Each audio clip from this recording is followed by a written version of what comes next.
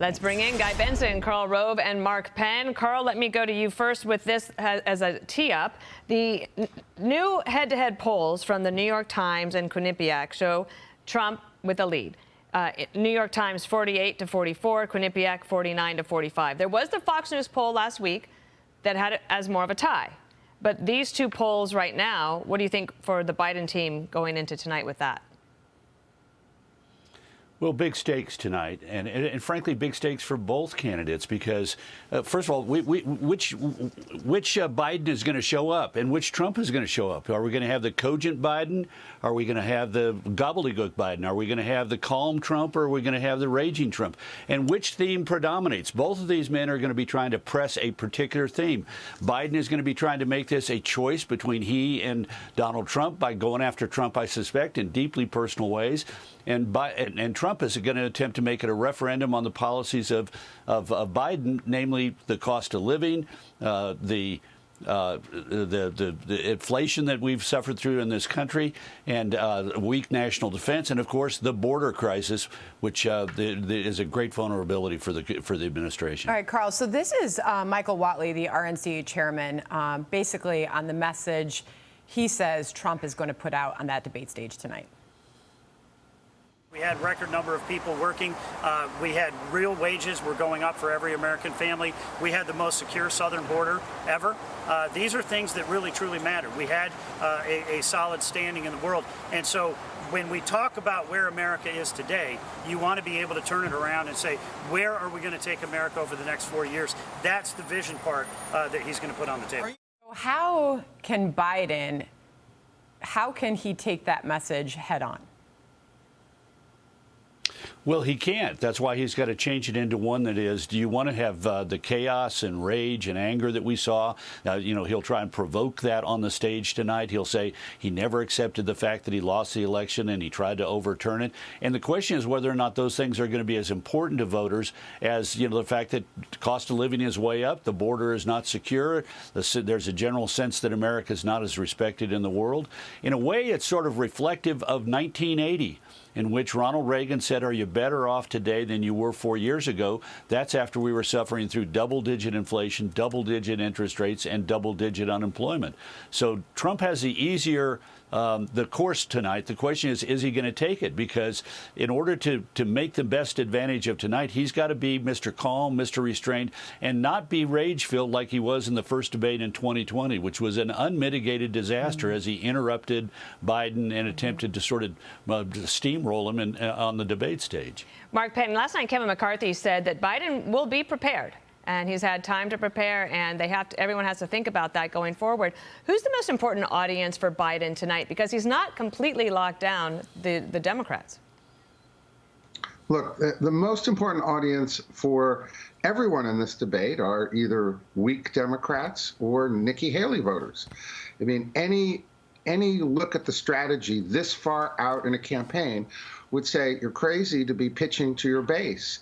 And yet both campaigns, well, I shouldn't say both campaigns, because the Trump campaign now has shifted strategy to move into, targets that are outside the normal. And the Biden campaign hasn't yet shifted the strategy. Look, I think Mike Tyson rules govern here.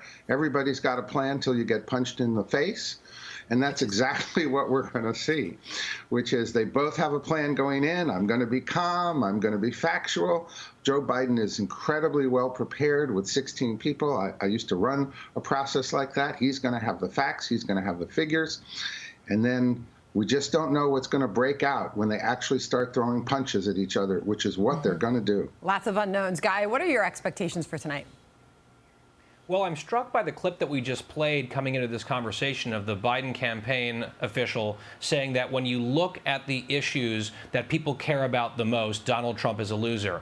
Well, that's not what the New York Times poll that just came out yesterday shows. The top two issues are the economy and the border. Donald Trump has big leads on both of those. And when you ask people in that same poll, regardless of what your top issue is, who do you trust more on it? It's Trump 51, Biden 37. So on the issues, it's a loser for the current president and could be a winner for the former president, which is why I think we're going to see a lot of baiting of Trump on the 2020 election, January 6th. Abortion is obviously coming as well.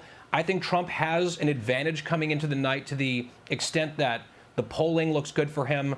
Nate Silver put out his model that has to make a lot of Democrats nervous, giving Trump a 2-to-1 chance, at least right now, to win. So there's a huge amount riding on this for Joe Biden, an enormous amount of pressure on him, because if he does poorly tonight, I think there will be widespread panic within the Democratic Party. And to the point that Mark was just making, if you look at what Biden's going to have to do, Trump has the Republican base for the most part locked down. He needs to appeal to those undecided, middle-of-the-road people. Biden has to do the same thing, but also needs to appeal to his own base and key elements of that base, which aren't fully in his camp right now. That is a really tough thing for anyone to do, like a really talented debater and speaker to do. He's Joe Biden. So heavy, heavy burden tonight on both, but I would say especially on the incumbent.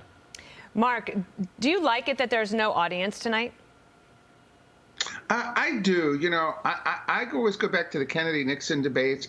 I wish we had journalists from more than one network sitting in a pool asking questions with no audience, and speakers who have to stay within their timelines. You know, what can I tell you? I'm a big Marcus of Queensberry rules type person.